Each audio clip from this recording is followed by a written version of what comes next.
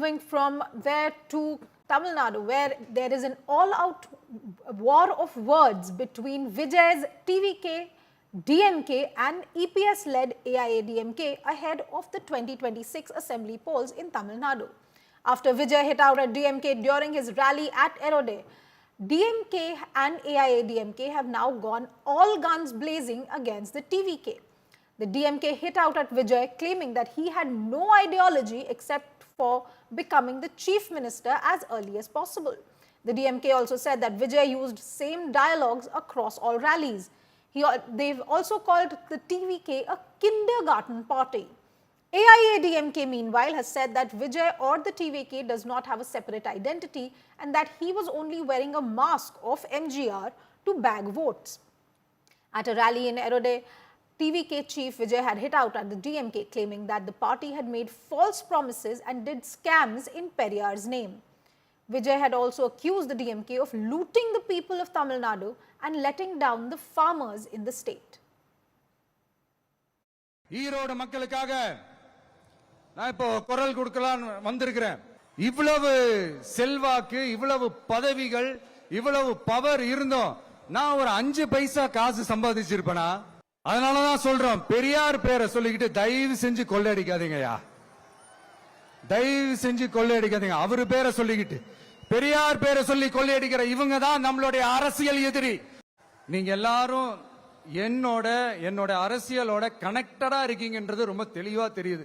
அந்த எதிரிகள் யாரு இப்போ இங்க 2026 சட்டமன்ற தேர்தலில் களத்துல இருக்கிறாங்களோ அவங்கள மட்டும் தான் எதிர்ப்போம்.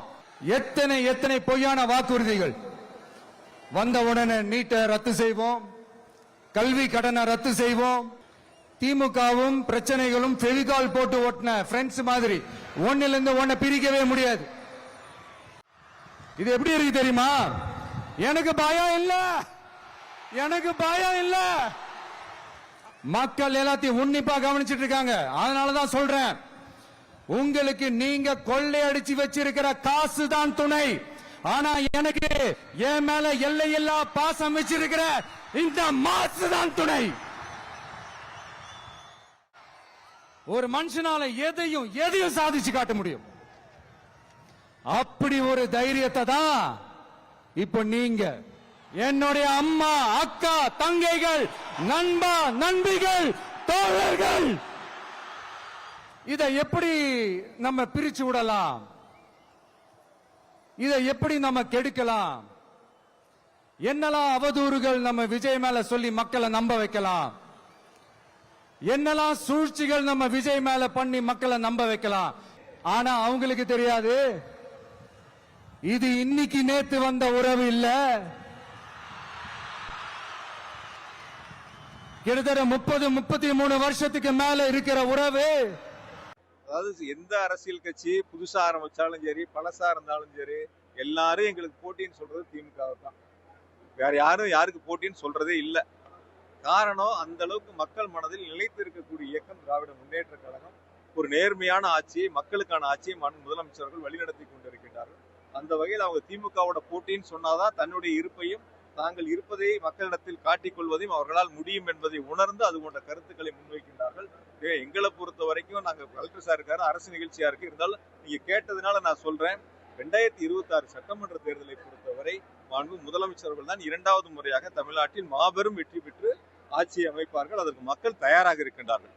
அதனால வரக்கூடிய ஒரு புதிய கட்சியா இருக்கட்டும், பழைய கட்சியா இருக்கட்டும், அவங்க எல்லாம் வாக்கு எண்ணிக்கை முடிந்த பிறகு நீங்களே பாருங்க எவ்வளவு வாக்கு சதவீதம் அவங்க வாங்கி இருக்கிறாங்க, எவ்வளவு அவங்களுடைய பர்சன்டேஜ் இருக்குங்கிறத நீங்க பொறுத்து இருந்து பாருங்க.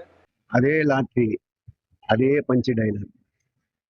ஊருக்கு ஊரு போய் கூட்டம் நடத்தது அந்த தாவேக்கா, ஊர் முழுதும் கூட்டம் நடத்தது திமுக. பால்வாடி கட்சிக்கு போய் பாலவிழா கட்சி பதில் சொன்னா நல்லா இருக்காது. பொதுவாகவே ஒரு கட்சின்னா அவங்களுக்குன்னு ஒரு தனித்தன்மை இருக்கு. ஆனா அவர்கள் கூட, அதாவது குறிப்பா பேசினவர் யாரு, நடிகர் விஜய், தாவேக்காவுள்ள தலைவர், புரட்சி தலைவர் எம்ஜிஆர் என்ற அந்த முகமுடியை போட்டுன்னு வர்றாரு. அந்த முகமுடியை போட்டுன்னு வந்தாதான் மக்களை சந்திக்க முடியுன்ற ஒரு நிலைமை இருக்குன்னா, அப்ப அவருடைய தனித்தன்மையே போயிடுச்சு. அப்ப அவருடைய முகமுடி போட்டுன்னு வந்தாதான் ஓட்டு கிடைக்கின்ற அந்த ஒரு நம்பிக்கை விஜய்க்கு இருக்கு. ஆனா ஒன்று மட்டும் சொல்றேன், எம்ஜிஆர் முகமுடியும் சரி, அம்மா முகமுடி போட்டுன்னு வந்தாலும் சரி, அண்ணா முகமுடி போட்டுன்னு வந்தாலும் சரி, ஒருபோதும் அனைத்து இந்திய அண்ணா திராவிட முன்னேற்ற கழக ரெட்டலைக்கு போட்ட கைகள் வேற எந்த கட்சிக்கும் ஓட்டு போடாது. இதுதான் வரலாற்றிலே நிதர்சனமான உண்மையும் கூட. அதனால இன்னைக்கு அவங்களுக்குன்னு ஒரு தனித்தன்மை கிடையாது. அதனால எங்களுடைய தலைவர்களுடைய முகமுடியை போட்டுக்கிட்டு வர்றாங்க. அதுதான் உண்மை.